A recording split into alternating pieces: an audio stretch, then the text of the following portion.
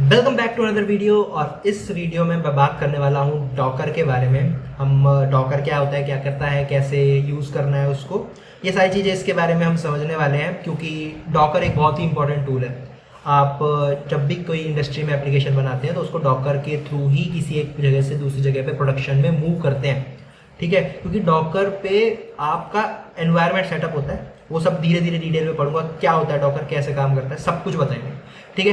But उससे पहले आपको दो तीन चीज़ों का ध्यान रखना है। पहला, आपको दो चीज़ें लेके बैठी हैं, एक लैपटॉप और एक अपनी नोटबुक, ठीक है। नोटबुक में आपको कंसेप्ट लिखने हैं, कमांड्स लिखनी है, और लैपटॉप पे आपको हैंड्स ऑन करना है। बिना हैंड्स ऑन के समझ में नहीं आएगी चीज़ें, ये कन्फर्म है, ठीक है। तो हैंड्स ऑन करें, आप उसके ऊपर जैसे जो कमांड मैं बताऊंगा उसको सब करके देखें, नोटबुक में अपनी डेफिनेशन लिखें, अपने हिसाब से समझे, वीडियो को पूरा समझे। हम दो तीन वीडियोस में या फिर 4 to 5 आई थिंक वीडियोस बनेंगी डॉकर के ऊपर, जिसके अंदर मैं सारे डॉकर के कंसेप्ट को कवर करूंगा, from basic to the networking to volumes, image creation, compose क्या होते हैं, ये सारी चीज़ें बताऊंगा उसके बाद में। बट आपको मेरे साथ बने रहना है और इन स्टेप्स को फॉलो करता रहना है। आई विल बी श्योर कि आप थोड़े दिनों में डॉकर चैंपियन बन जाएंगे, ठीक है। तो इस वीडियो में शुरू करते हैं डॉकर के बेसिक्स आर्किटेक्चर को, और कैसे, मतलब क्या होता है डॉकर, उसका आर्किटेक्चर क्या होता है, और कुछ कुछ देखेंगे कि कंटेनर्स क्या होते हैं, कैसे इंस्टॉल करना है, ये सारी चीज़ें इस वीडियो में देखेंगे, ठीक है। तो शुरू करते हैं। तो सबसे पहले मैं आपको बताता हूँ कि एक सिस्टम या फिर एक पीसी क्या होता है, ठीक है। पीसी के जब तक आर्किटेक्चर को नहीं समझोगे तब तक डॉकर के बारे में समझ में नहीं आएगा, ठीक है। तो I have just created this one architecture diagram. So this is an architecture diagram of our PC, मतलब कि किस तरह से हमारा PC बनता है। तो मैं आपको उसको करके दिखाता हूँ। देखिए, हमारे पास सबसे पहले एक हमारा लैपटॉप होता है, ठीक है। क्या होता है, हमारा एक लैपटॉप होता है। सबके घर में है लैपटॉप, नहीं है तो ले लीजिए भैया, आपको ज़रूरत पड़ने वाली है, क्योंकि यूज़ करेंगे हम लैपटॉप को और उस पर ही काम करने वाले हैं हम, ठीक है। तो लैपटॉप होता है, उस लैपटॉप के ऊपर हम क्या करते हैं, एक ऑपरेटिंग सिस्टम डालते हैं, ठीक है। हम बोलते हैं विंडोज़, ठीक है, मैक, लिनक्स, ठीक है। ये सारे ऑपरेटिंग सिस्टम हम किस पे डालते हैं भैया, लैपटॉप पे डालते हैं, ठीक है। तो लैपटॉप क्या होता है, बेसिकली एक हार्डवेयर होता है, जिसके अंदर क्या होते हैं, कीबोर्ड होता है, माउस होता है, सीपीयू होता है, कैमरा होता है, रैम होती है, हार्ड डिस्क होती है, एसएसडीज होती हैं, ठीक है। ये सारी चीज़ें रहती हैं उसके अंदर। बट जो लैपटॉप है वो होता है सिर्फ एक फिजिकल हार्डवेयर, उसके ऊपर जो रन करता है, जिसे उसके सॉफ्टवेयर कहते हैं, होता है ऑपरेटिंग सिस्टम। तो उस हार्डवेयर को मैनेज करने का काम कौन करता है भैया जी, ऑपरेटिंग सिस्टम क्या करता है, इस हार्डवेयर को मैनेज करता है। कैसे मैनेज करता है, उसको शेड्यूलिंग के थ्रू मैनेज करता है, उसको एलोकेट करता है डिफरेंट एप्लीकेशंस को। तो सपोज देखो, आपका ऑपरेटिंग सिस्टम है, उस पर चलो विंडोज़ चल रही है, और विंडोज़ ऑपरेटिंग सिस्टम है, उस पर वर्ड चल रहा है, पावर पॉइंट चल रहा है, कोई गेम चल रहा है, कोई एक रिकॉर्डिंग सॉफ्टवेयर चल रहा है, कुछ भी चल रहा है, ठीक है। तो ऑपरेटिंग सिस्टम की ये जिम्मेदारी है कि वो हर एक एप्लीकेशन को उसके हिसाब से, उसकी रिक्वायरमेंट के हिसाब से क्या दे, रैम दे, सीपीयू दे, और ये सारी चीज़ें एलोकेट करे, ठीक है, ठीक है। उसको जितनी रिक्वायरमेंट है उस एप्लीकेशन को, उसका ध्यान रखें, ठीक है, ताकि यूज़र को कोई दिक्कत ना है, बेसिक, ठीक। बट अब ये चीज़ हो गई कि हमने एक ऑपरेटिंग सिस्टम पे एक कोई गेम इंस्टॉल कर लिया, ठीक है, वो चल गया उस पर, ठीक है। लेकिन जब मुझे उस ऑपरेटिंग सिस्टम पे कुछ अपना ऐप बनाना होता है, ठीक है, तब ये सारी चीज़ें हमें इससे ऊपर उठना पड़ता है, कि हमें और एक डिवाइडेड, एक सेग्रीगेटेड एनवायरनमेंट की रिक्वायरमेंट होती है, जो कि हमारे ऐप स्पेसिफिक होता है, ठीक है। हम जैसा मतलब सब मोस्टली लोग करते होंगे, हम क्या करते हैं, ब्राउज़र पे जाते हैं, ठीक है, या फिर प्ले स्टोर पे जाते हैं, या फिर स्टोर पे जाते हैं, किसी भी जाते हैं, एक गेम डाउनलोड करते हैं और उसको क्या करते हैं, विंडोज़ में रन कर देते हैं, ठीक है। कैसे रन हो जाता है किसी को नहीं पता। तो विंडोज़ जो है वो उस गेम को चलने के लिए वो एनवायरनमेंट प्रोवाइड करता है। हो सकता है कि मैक उसको ना करता हो, तभी तो बोलते हैं कि विंडोज़ पे कुछ गेम चल जाते हैं जो कि मैक पे नहीं चलते हैं। क्यों ऐसा है, क्योंकि विंडोज़ उस तरह का एनवायरनमेंट उसको प्रोवाइड करता है जो मैक उसको प्रोवाइड नहीं कर सकता, ठीक है। तो ऐसे ही ऐसे ही सॉफ्टवेयर इंडस्ट्रीज़ की अगर हम बात करें तो सॉफ्टवेयर इंडस्ट्रीज़ के अंदर एप्लीकेशन जब हम बनाते हैं, जब हम सॉफ्टवेयर इंडस्ट्रीज़ में एप्लीकेशंस बनाते हैं, कोई भी हम ऐप बनाते हैं या फिर कोई एक वेबसाइट बनाते हैं, ठीक है, कोई एक पाइथन का प्रोग्राम बनाते हैं, डेटा इंजीनियरिंग की पाइपलाइन बनाते हैं, उसको एक पर्टिकुलर एनवायरनमेंट की रिक्वायरमेंट होती है, ठीक है, उसको एक पर्टिकुलर एनवायरनमेंट की रिक्वायरमेंट होती है। वो एनवायरनमेंट उसको कौन प्रोवाइड करता है? वो एनवायरनमेंट उसको हम ही प्रोवाइड करते हैं, डॉकर प्रोवाइड नहीं करता है। हम डॉकर को कॉन्फ़िगर करते हैं कि वो उसको एनवायरनमेंट प्रोवाइड करे, ठीक है। मतलब ये तो बेसिक बता दें कि भाई ये क्या है, मतलब एक इससे इतना समझ में आया कि एक एनवायरनमेंट प्रोवाइड करने का टूल है, ठीक है, कि मेरे पास एक लैपटॉप है, ठीक है, उसके ऊपर ऑपरेटिंग सिस्टम जिस तरह का काम करता है, डॉकर भी कुछ उसी तरह का काम करता है, बट जो मैं कस्टम एप्लीकेशन बनाऊंगा उसके लिए, ठीक है। मेरी एप्लीकेशन को पाइथन की रिक्वायरमेंट है, पाइथन के 3.10 वर्जन की रिक्वायरमेंट है, ठीक है। मेरे कंप्यूटर में इंस्टॉल्ड है 3.14 या 2, पाइथन वर्जन 2 इंस्टॉल्ड है, वो बहुत पुराना वर्जन है, वो इंस्टॉल्ड है, ठीक है। मेरे को चाहिए 3.10 मेरी एप्लीकेशन को रन करने के लिए, जो मैंने बनाई है, मतलब आपने बनाई है, आपके दोस्त ने बनाई है, ठीक है। आपको उसने वो बोल दिया कि भैया ये ले, मैंने एप्लीकेशन डाउनलोड कर ले EXE फाइल डाउनलोड कर ले, ठीक है। उस या फिर छोड़ो EXE छोड़ो, वो एक पाइथन स्क्रिप्ट आपको भेज दी, ठीक है। अब आपको चलानी है उसको, ठीक है। आपने बोला कि मेरे पास तो पाइथन 2 है, वो बोला भाई नहीं, मेरे को तो पाइथन 3.10 की रिक्वायरमेंट है मेरी एप्लीकेशन को रन करने के लिए, तो कैसे करें भाई, ठीक है। तो वहीं पे एक बंदा आता है जिसे हम कहते हैं डॉकर, ठीक है। वो क्या करता है, वो आता है, वो बोलता है आप सभी लोग टेंशन मत लो भाई, मैं हूँ, आप मेरे को कॉन्फ़िगर कर दो, मेरे अंदर होती है एक इमेजेस होती है मेरे अंदर, ठीक है। आप मेरी इमेजेस के अंदर फीड कर दो कि मैं 3.10 की रिक्वायरमेंट है, 3.10 है, जो आपका एप्लीकेशन का कोड है, सब कुछ मेरी इमेज के अंदर फीड कर दो, और इस इमेज को बंडल बना के किसको दे दो? आप अपने दोस्त को दे दो। वो अपने कंप्यूटर पे जाएगा, मेरे को डॉकर पे चढ़ाएगा और रन कर देगा, ठीक है। ये होता है डॉकर का काम। मतलब डॉकर हमें इन शॉर्ट एक ऐसा एनवायरनमेंट क्रिएट करने में मदद करता है जो कि हमारी एप्लीकेशन स्पेसिफिक है, ठीक है, ठीक है। ये कुछ मैं पॉइंट पे आ रहा हूँ धीरे धीरे।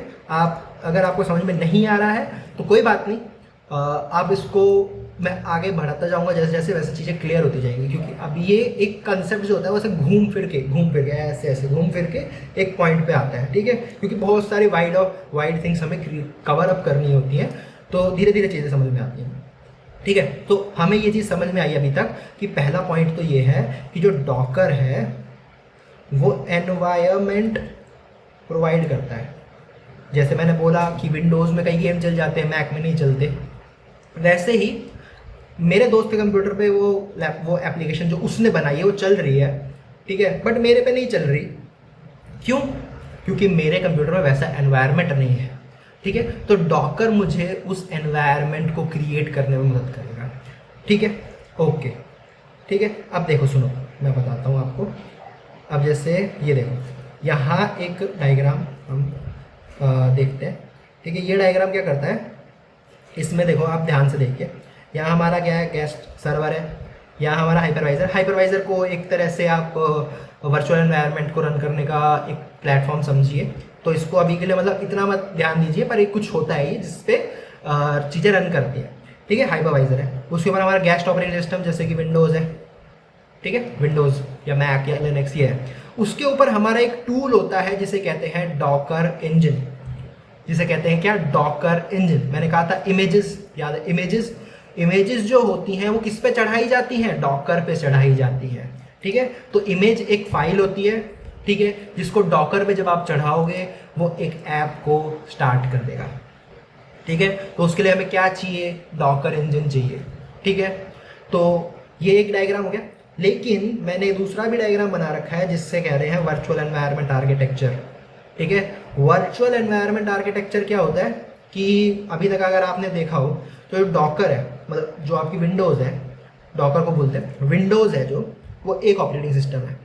आपको डेवलपमेंट करना है रिएक्ट नेटिव ऐप्स का नहीं, रिएक्ट नेटिव ऐप्स या फिर कोई दूसरे ऐप्स का डेवलपमेंट करना है, जैसे सपोज मैक ओएस के लिए आपका डेवलपमेंट करना है, तो विंडोज़ पे नहीं हो पाएगा, ठीक है, स्विफ्ट में करना चाहते हैं आप, ठीक है, तो वो मैक पे ही हो पाएगा, या फिर वो कुछ ऐसा ऐप बना चाहते हैं जो लिनक्स पे काम करता है, वो लिनक्स पे ही रन हो पाएगा। लेकिन आपके पास तो विंडोज़ है, आपका पास तो एक ही लैपटॉप है, भाई इतना ही हम अफोर्ड कर सकते हैं, या फिर हमारे पास तो अभी एक ही लैपटॉप है, ठीक है, कि भाई 10-10 लैपटॉप हमारे पास नहीं होते, तो एक ही लैपटॉप है, मेरे को तो इस पर विंडोज़ भी चलाना है, मेरे को तो इस पर मैक भी चलाना है, मेरे को तो इस पर लिनक्स भी चलाना है, ठीक है, तो उसी में हमारा यूज़ आता है क्या, वर्चुअल एनवायरनमेंट, ठीक है, वर्चुअल मशीन्स। हम क्या करते हैं, वर्चुअल मशीन्स को क्रिएट कर देते हैं अपने विंडोज़ पे, उन वर्चुअल मशीन्स पे हम चला देते हैं अलग अलग ऑपरेटिंग सिस्टम्स। तो देखो यहाँ पे अगर आप देखो, सबसे पहले हार्डवेयर है, फिर उसके बाद हाइपरवाइजर है, फिर उसके बाद गेस्ट ओएस है जो कि अपना विंडोज़ रहेगा। मैं बोलता हूँ कि मेरे पास विंडोज़ पीसी है तो विंडोज़ रहेगा, इतना स्टैक मेरे पास है, इतना स्टैक मेरे पास यहाँ पे भी है।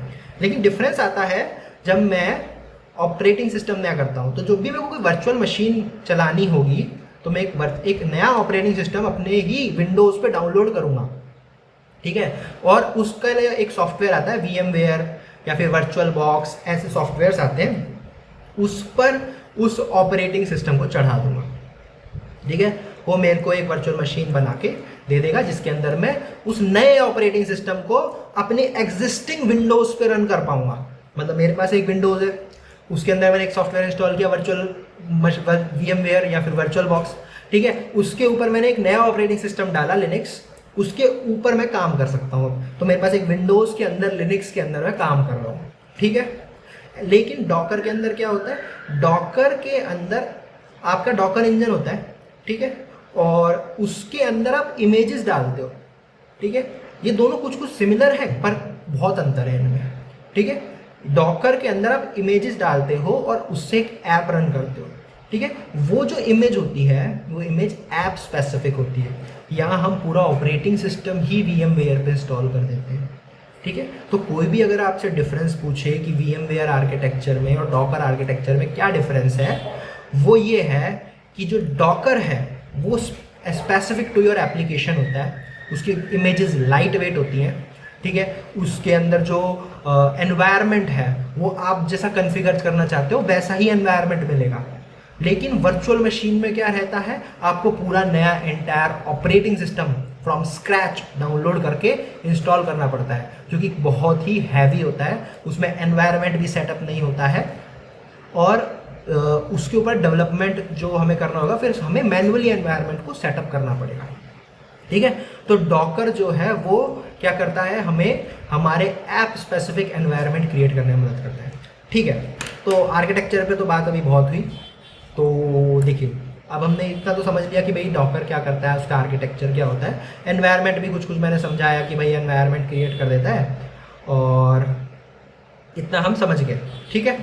सबसे मेन पॉइंट तो यही कि डॉकर एक एनवायरनमेंट क्रिएट करता है, छोटी छोटी फाइल्स जिसे हम इमेजेस कहते हैं उसको हम क्रिएट कर सकते हैं डॉकर पे, और फिर उसको डॉकर इंजन पे चढ़ा के हम किसी भी दुनिया के किसी भी कंप्यूटर के अंदर उस डॉकर को सबसे पहले क्या होगा, एक विंडोज़ होगी या फिर लैपटॉप होगा, उसके अंदर डॉकर इंजन को इंस्टॉल करोगे। अब उस डॉकर इंजन के ऊपर आप इमेज चढ़ाओगे, इमेज आपने बना के पहले से रख रखी है, तो अब वो इमेज आप जिस भी बंदे को दोगे वो किसी भी मशीन पे चढ़ाए, आपकी ऐप वैसी की वैसी ही रन होगी जैसी आपके कंप्यूटर पे हो रही थी। वर्चुअल एनवायरनमेंट में ऐसा नहीं है, वहाँ पे कॉन्फ़िगर मैन्युअली कॉन्फ़िगरेशन चलना होता है, ठीक है। तो ये है कि भाई आपके दोस्त ने क्या करा, इमेज बना के रख दी, ठीक है, इमेज बना के रख दी, वो आपको सर्कुलेट करता जा रहा है, और जो भी बंदे के पास डॉकर इंजन इंस्टॉल्ड है वो उसको डॉकर पे चढ़ा के रन कर दे रहे हैं, ठीक है, वो एनवायरनमेंट कॉन्फ़िगर कर दिया, ठीक है। चलो इतना तो चलो समझ में आता है क्या है क्या नहीं है, ठीक है। आगे बताते हैं कि भाई डॉकर, चलो मैं थोड़ा बहुत आपको समझ में आया होगा, ठीक है, काफ़ी मैंने इसको डिटेल में समझाने की कोशिश करी है, बट स्टिल चीज़ें बहुत मतलब एक बार में बहुत सारी हैं, इस वजह से थोड़ा सा दिक्कत आएगी समझने में, बट ठीक है। डॉकर धीरे धीरे आगे बढ़ते जाएंगे तो हम समझते जाएंगे, ठीक है। तो आपको क्या करना है, सबसे पहले डॉकर को इंस्टॉल करना है अपने कंप्यूटर पे, तो आपको सिंपल डॉकर डेस्कटॉप लिखना है, डॉकर डेस्कटॉप डाउनलोड लिखना है। मेरे पास इंस्टॉल्ड है डॉकर, सो आप सिंपल यहाँ पे जाओ, यहाँ पे डाउनलोड करो, जिस भी इसके लिए डाउनलोड करना है कर लेना डाउनलोड, और उसके लिए आप इंस्टॉल करके रन कर देना, ठीक है। मोस्टली मतलब बहुत ही सिंपल इंस्टॉलेशन होता है, क्लिक क्लिक करके राइट आगे बढ़ना होता है, बस और कुछ नहीं, ठीक है। बट इसके अंदर क्या हो सकता है, एक दिक्कत आपको ये आ सकती है कि आपका हाइपरवाइज़र इनेबल नहीं होगा, ठीक है। तो उस हाइपरवाइज़र को आपको बायोस की सेटिंग्स में जाके इनेबल करना पड़ेगा। मेन मतलब बहुत ही इंपॉर्टेंट पॉइंट है, कुछ लैपटॉप जो कि पुराने लैपटॉप्स होंगे उनके अंदर हाइपरवाइज़र इनेबल नहीं होता है बाय डिफ़ॉल्ट, ठीक है। तो आपको या फिर स्विच मतलब बंद कर देते हैं, तो आपको बायोस की सेटिंग्स में जाके आप बायोस की सेटिंग्स नेट पे सर्च कर लीजिएगा या तो कैसे जाते हैं आपके लैपटॉप में, पर मोस्टली F2 से एस्केप से डिलीट से बटन्स को जब बूटिंग के टाइम पे F2 एस्केप या ऐसे बटन एस्केप या डिलीट बटन्स को दबा के हम बायोस की सेटिंग्स में एंटर कर सकते हैं और वहाँ पे जाके हम हाइपरवाइज़र को एनेबल कर सकते हैं, तो जिससे कि आपका जो वर्चुअल एनवायरनमेंट है वो रन कर पाएंगे, ठीक है। ठीक है, तो आपको मतलब बेसिकली ये इंस्टॉल कर देना है। मैंने इंस्टॉल करके रख रखा है, देखिए मैं आपको दिखाता हूँ, मैंने इंस्टॉल करके यहाँ पे रख रखा है, ठीक है। तो देखिए यहाँ पे मेरा कंटेनर्स लिखा हुआ है, कंटेनर्स एंड इमेजेस, ठीक है, दो चीज़ें होती हैं। तो ध्यान से देखते हैं, देखो क्या क्या है, क्या क्या होता है, क्या क्या होता है मैंने बताया अभी तक। पहला होता है कंटेनर्स, ठीक है, और दूसरा होता है इमेजेस, ठीक है। तो मैंने जैसा कि आपको बताया कि भाई एक डॉकर नाम से कुछ एक इंजन होता है, क्या होता है, एक इंजन होता है, और इमेज नाम से क्या होती है, एक फाइल होती है। इस पॉइंट को बहुत अच्छे से याद रखना, डॉकर नाम से होता है एक इंजन और इमेज नाम से होती है एक फाइल, ठीक है। तो डॉकर जो है, डॉकर वो मेरा ये रहा, ठीक है, क्या है मेरा ये डॉकर, ठीक है। उसके ऊपर मेरे पास क्या रहते हैं, कंटेनर्स रहते हैं, ऐसे ऐसे छोटे छोटे कंटेनर्स रहते हैं, ठीक है। कंटेनर्स कंटेनर्स कंटेनर्स कंटेनर्स, इन कंटेनर्स के अंदर आपके ऐप रन करते हैं, ठीक है। क्या रन करते हैं इन कंटेनर्स के अंदर, आपके ऐप्स रन करते हैं। क्या रन करते हैं, ऐप रन करते हैं, बहुत ही सिंपल, ठीक है, ऐप रन करते हैं, ठीक है। ये कंटेनर्स होते हैं डॉकर इंजन के ऊपर, ठीक है, और इनके ऊपर आपके ऐप्स रन करते हैं। बट एक इमेजेस जो होती हैं, इमेजेस जो होती हैं वो आपकी कंटेनर्स के जो ऐप हैं उनके अंदर, मतलब उसका एनवायरनमेंट होता है। मतलब जैसे सपोज कि आपको एक सॉफ्टवेयर डाउनलोड करना है, ठीक है, या फिर आप एक विंडोज़ को चढ़ाना चाहते हो, तो आप किसी के पास भी जाते हो या फिर आप नेट से डाउनलोड करते हो विंडोज़ को, फिर उसको किसी लैपटॉप पे चढ़ाते हो। तो विंडोज़ जो हो गया वो हो गई आपकी क्या, इमेज हो गई, और कंटेनर आपका क्या हो गया, लैपटॉप हो गया। एक एनालॉजी है, ठीक है।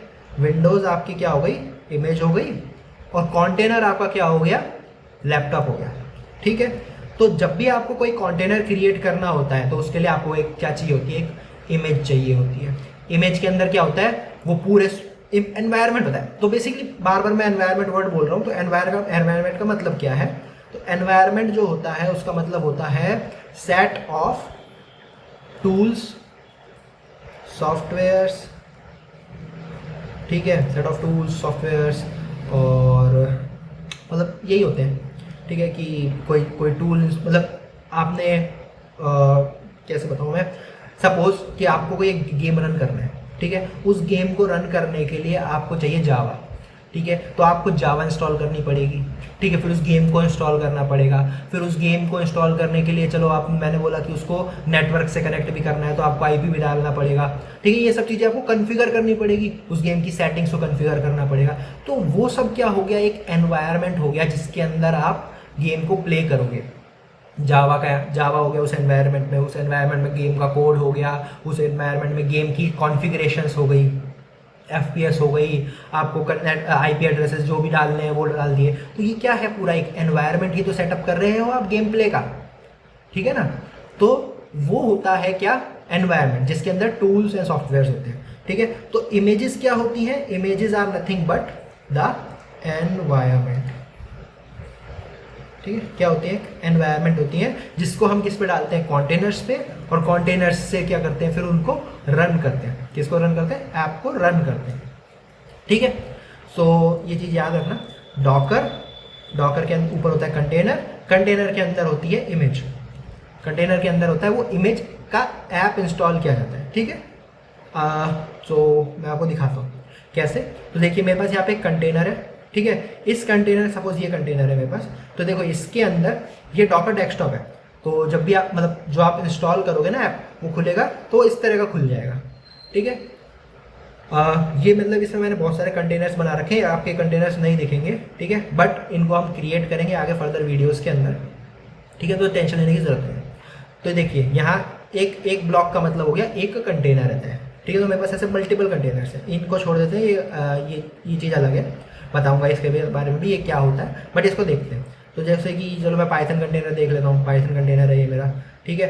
और ये मेरा मतलब इसका नाम इन्होंने अपने हिसाब से दिया है, पर कंटेनर आईडी एक होती है, ठीक है। और ये एक कंटेनर है मेरा, ठीक है। इसके अंदर देखिए कौन सी इमेज है, Docker version 2, Docker image version 2, कोई एक इमेज है मतलब कि कुछ कॉन्फ़िगरेशंस है, सॉफ्टवेयर्स पहले से ही इस एक फ़ाइल डाउनलोड करी मैंने, उसके अंदर वो फाइल्स के अंदर वो सॉफ्टवेयर इंस्टॉल्ड है और वो मैं इस कंटेनर पे चला पा रहा हूँ, ठीक है। तो देखो पाइथन की बात करता हूँ, तो ये जो पाइथन है, ये पाइथन कंटेनर है, इसके अंदर कौन सी इमेज है, ब्लू कलर की इमेज देख सकते हैं, पाइथन 3.14 की इमेज है इसके अंदर। तो मतलब जब मैं इस कंटेनर को ओपन करता हूँ, तो देखो ओपन करा, ठीक है, इसके अंदर टर्मिनल आ गया।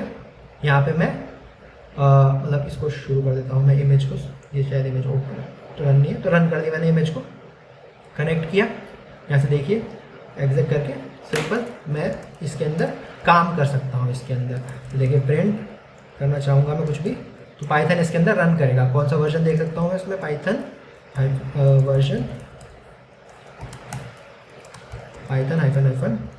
वर्जन, तो देखिए पाइथन 3.14.3, ठीक है। तो इस कंटेनर के अंदर क्या है, मेरी पाइथन 13.4 इमेज है, ठीक।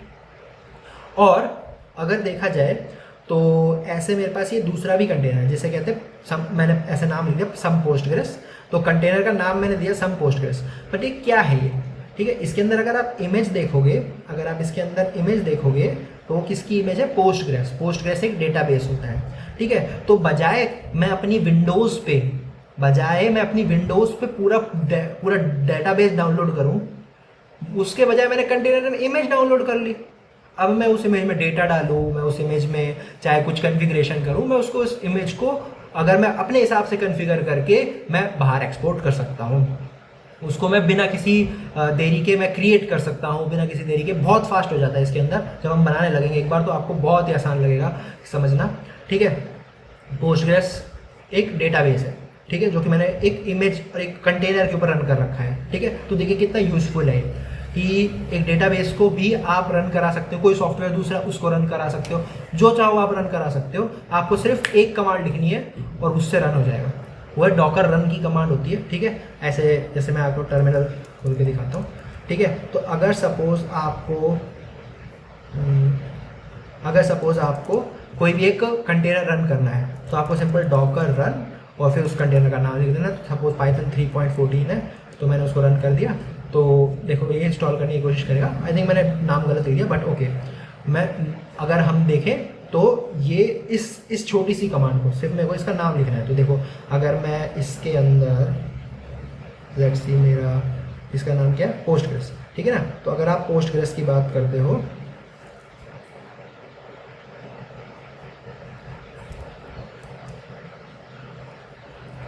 तो देखिए ये इसने पूरा डेटाबेस को डाउनलोड करके अप कर दिया। मैंने ये कमांड लिखी और इसने ये डेटाबेस को डाउनलोड करके अप कर दिया। तो अब मैं इसको यूज़ करना चाहूँ तो यूज़ कर सकता हूँ, ठीक है।